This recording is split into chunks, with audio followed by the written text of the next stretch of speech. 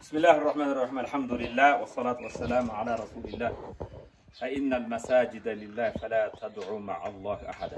Elbette meçitler var Allah için. Meçitte Allah Teala'dan başka suyunu ibadet kılıp yok. Hazır ben özüm tuğulup ösken ayılım. Kişineke. Burada Karabağ, kişineke kıştağım Karabağ'ım desek. Kiyinçereyle dostluk dep koyduk.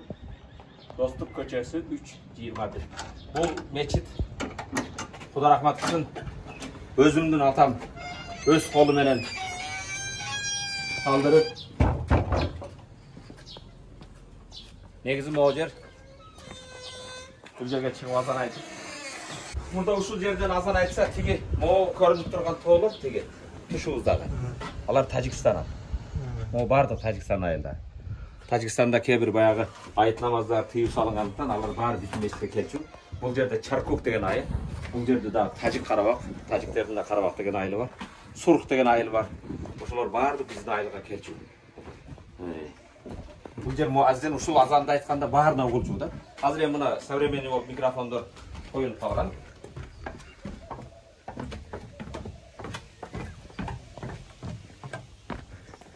Биз мен өзүм окуган мектеп, ушул мектепте окудум. Ал мен окуп жүргөн кезде бул мектеп 3 жылдык мектеп эле айылда болгон.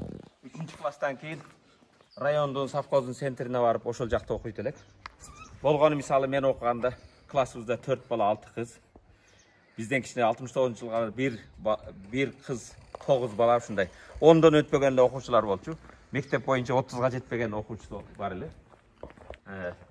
Могу мечит Сайыздын убагында биз ошо кичинекей мектепте окуп жүргөнүбүздө совхоздун убагында бул камп эле. Бул жерде слитра, баягы эгин тигинге эме кыла турган жер семирчкич эмелер сакталып турган.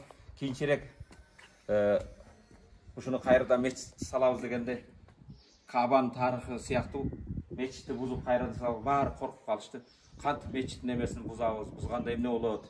Кой деп анан Куда рахматы атам өзү келип мына бисмилла мен өзүм баштаймын. Биздин максатыбыз бул мечитти бузуп башка нерсе кылып эмес, мечиттин ордуга кайра мечитти тургузуу болгондуктан иншалла Аллах Таала тарабынан эч бир жамандык келбейт деп өзү биринчи бузуп баштагандан кийин айылдын аксакалдары анан атама кошулуп ушуну бузуп эми ал айылдын убагында эми салынган өтө жакшынакай мечит эле.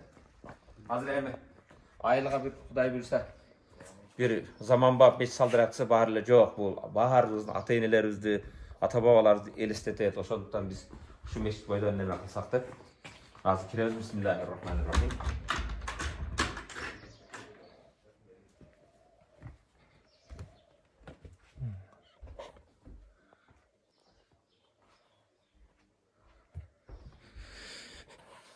Мына Кудай Аллах рахмат кылсын. Ушул жерде атам имамдык кылчу. Атам ушул жерде өз колу менен оңдотуп, эме кылып, ремонт жасатып, могу сутумдар баардыгы ошо эски эмеден калган. Бирок кийинчерээк кичине реставрация кылып, оңдоп башка кылган менен, бирок ошол бойдон сайыз эми таркаган кезде эле кайрадан эме кылып атам муну бузуп кайрадан салганга бир 31-32 жыл болуп калды. Баягы Горбачевдун убагында кайра куруу перестройка деген ал деле башталган эле ошо. Кудай машык. Ага чейин биз айткандай бунун ичинде камп болуп ошо слетра деген фосфот деген жер семирткилер жатчу эле. Сайыздын убагында ошондой кылып салган мечитти жоюп жок кылып. Азыр Кудайга беремен келебиз. Могу сутумдардын да тарыхы өтө эски эме. Куда рахмат атам дайым о мечитте жатчу, могу жерде өзүнүн бөлмөсү.